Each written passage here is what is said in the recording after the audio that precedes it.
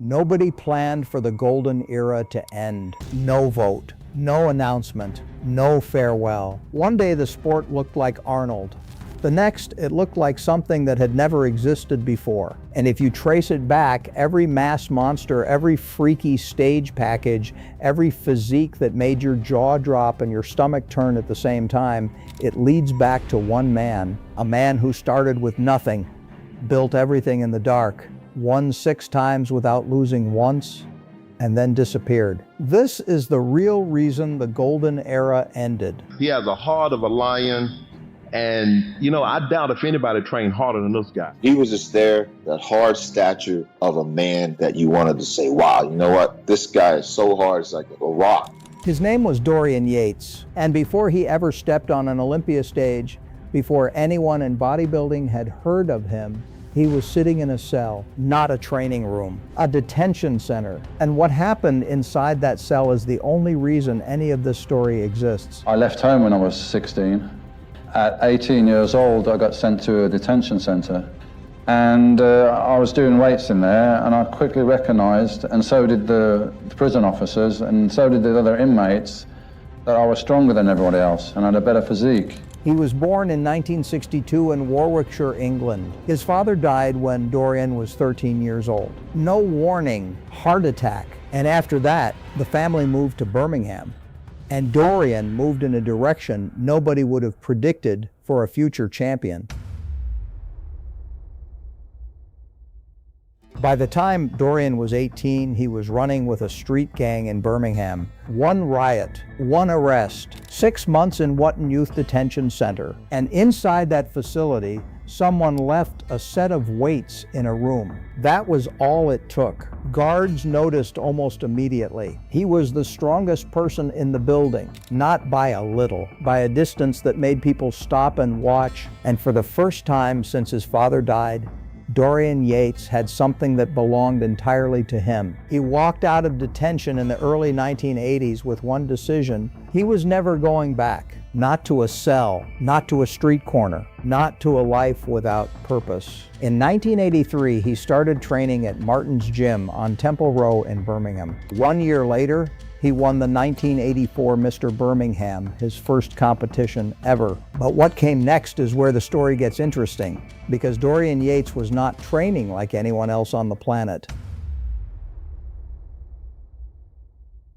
While every other top bodybuilder in the world was training with high volume 20-25 sets per muscle group, hours in the gym every day, Dorian Yates went to the gym 4 days a week. 4, and when people heard that, they thought he was joking. He called it blood and guts. It was built on an idea from Arthur Jones and Mike Mentzer, that 1 set taken to absolute failure, complete, total, nothing left, does more for muscle growth than 10 sets done at 70%. Not easier, harder, because getting to true failure, real failure, is something most men will never do even once. Train maximum 3 times a week. Split your body into 3 body parts. Warm up, do 1 set, 2 sets to warm up, whatever it takes, and then just go balls in. You got to focus. You got to focus on the muscle. You got to focus on the mechanics. Yeah, and some exercises you've got 2 levels of strength. Some you've got 3. He trained alone in a basement gym in Birmingham with low ceilings, peeling paint and mirrors fogged from effort.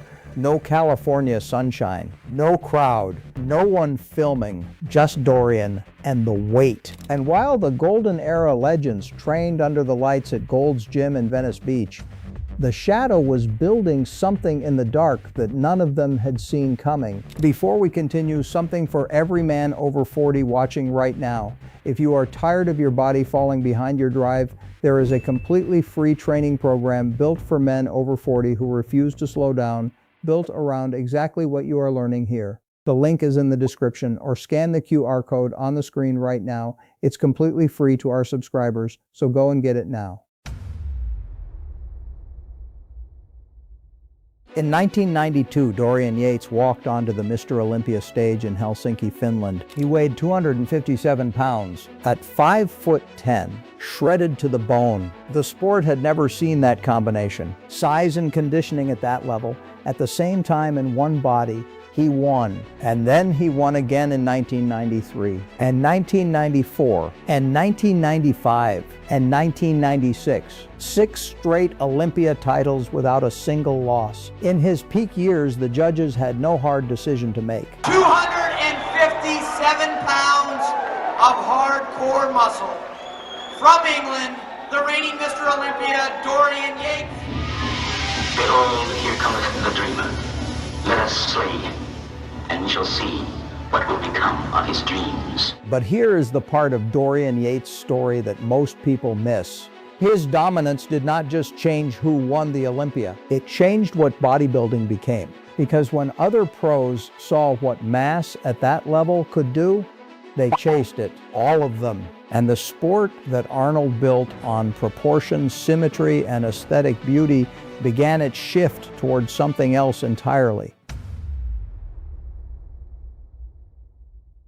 By 1994, the injuries had already started. A torn biceps 3 weeks before the Olympia. He competed anyway. He won anyway. By 1997, the damage had stacked further than anyone outside his inner circle knew. He had been hospitalized for internal stomach bleeding just weeks before the contest. And then, 3 weeks out from the Olympia stage, during a set of lying triceps extensions in Temple Gym, he heard a sound like a gunshot inside his own arm. His triceps tendon had torn 90% off the bone. His arm swelled within hours. The bruising ran from his shoulder to his elbow. He could not fit inside an MRI machine.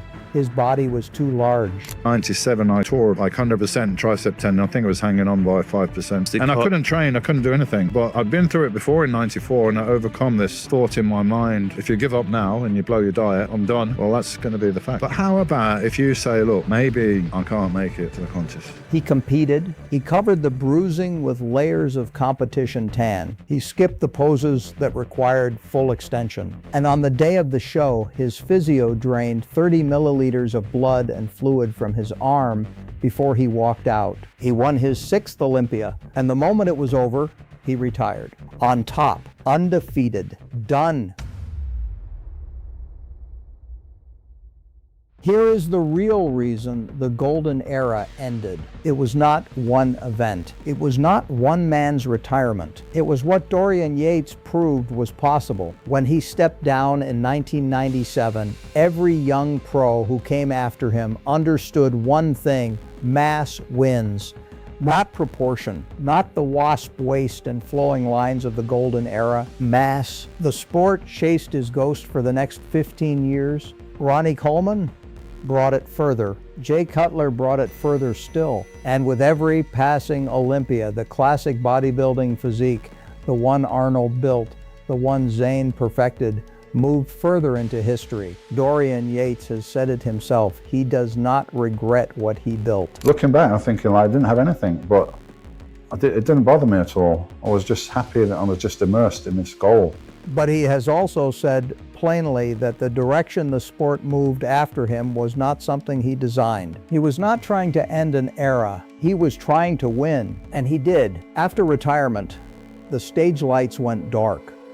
And for the first time in his adult life, Dorian Yates had no mountain to climb. He fell into depression. He moved to Marbella, Spain. He began exploring yoga, meditation, and eventually plant medicine ceremonies in Costa Rica. The man who once pushed his body to complete destruction began the longest and quietest rebuild of his life. 6 Olympia titles, undefeated for 6 straight years. A training philosophy that still divides the sport. A physique that rewrote what the human body was supposed to look like on a stage. And a retirement that, whether he intended it or not, closed a chapter of bodybuilding that will never fully reopen. The question I want you to answer in the comments is this: do you think bodybuilding would have kept the classic golden era aesthetic if Dorian Yates had never competed?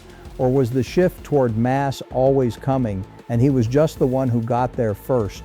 Drop your answer below. And if you want to train with the mindset of the men who actually changed this sport, there is a free program in the description built for men over 40 who still believe discipline matters more than age. Subscribe right now because the next story on this channel covers a man whose career ended not from injury, not from retirement, but from a decision made in a single night that the sport has never forgiven. And with that being said, I will see you in the next one.